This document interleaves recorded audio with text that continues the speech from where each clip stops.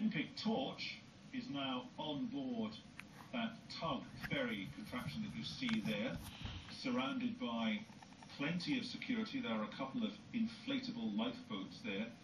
It's been a controversial few hours as the Olympic Torch, borne by various people who've handed it from person to person, surrounded by the police wearing their yellow tabards, surrounded as well by plainclothes policemen, have escorted it towards Canary Wharf, starting the day a little earlier today, Sunday, up at Wembley Stadium in the snow. April snow started the day up there at Wembley. 35 people have now been arrested here in London during the clashes between the police and the demonstrators, protesters along the route of the Olympic Torch relay. The torch there at Canary Wharf in East London is scheduled to reach the O2 Arena shortly. You may remember the O2 under different guise as the Millennium Dome. Thousands of spectators have turned out to watch the procession. The Olympic champion Sir Steve Redgrave carried the flame today as well at one point. The headlining band for the concert a little later tonight was to be the Sugababes. One of them apparently now has laryngitis, so they have pulled out. Let's have a wrap-up of the day's events surrounding the torch, literally, from James Monroe. Amidst the snow at Wembley, London waited to greet the flame of Olympia. A few flickering inches of fire which have fueled a passionate debate over China's human rights record. Sir Stephen Redgrave, Britain's most successful Olympian, began the London leg of a relay which takes the torch all the way to Beijing for this summer's games. And all along the 31-mile route of today's procession, police will protect this Olympic vessel.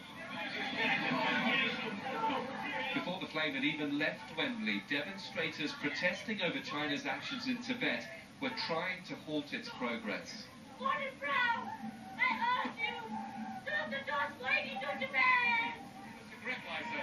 This symbol of Olympic values has become a weapon in a battle over human rights, played out in front of the world's media.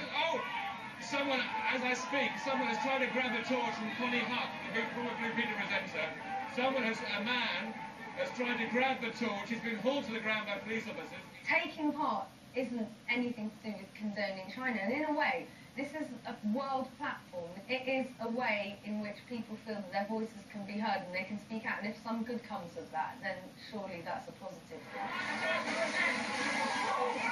Less than a mile down the road, protesters tried to douse the Olympic flame with a fire extinguisher. And as the Prime Minister posed with an Olympic torch but avoided holding it in Downing Street, police outside in Whitehall struggled to contain dozens more protesters. But these are the images which the majority of spectators came to see. The sights and sounds of China and a celebration of the Olympics. We brought here hope and friendship, and we are very happy to see a lot of people embracing the weather, standing in the streets and waving at us. And we do notice that some of the people try to disrupt the torch relay. At Fleet Street, there was a change to the carefully choreographed plan as police and Chinese officials, faced with around 100 demonstrators, guided a torchbearer without the flame back into the bus. By Tower Bridge, though, the flame was on the road again, and in the hands of marathon runner Paula Radcliffe. And at every handover, this symbol of the 5 Olympic rings was guarded by 3 rings of security. Chinese officials in blue, surrounded by police officers in yellow, then black. Pictures that will provide an uncomfortable reminder of the day the Olympic flame came to London, the day campaigners for Tibet gate-crashed China's party. James Monroe, BBC News. Well, our sports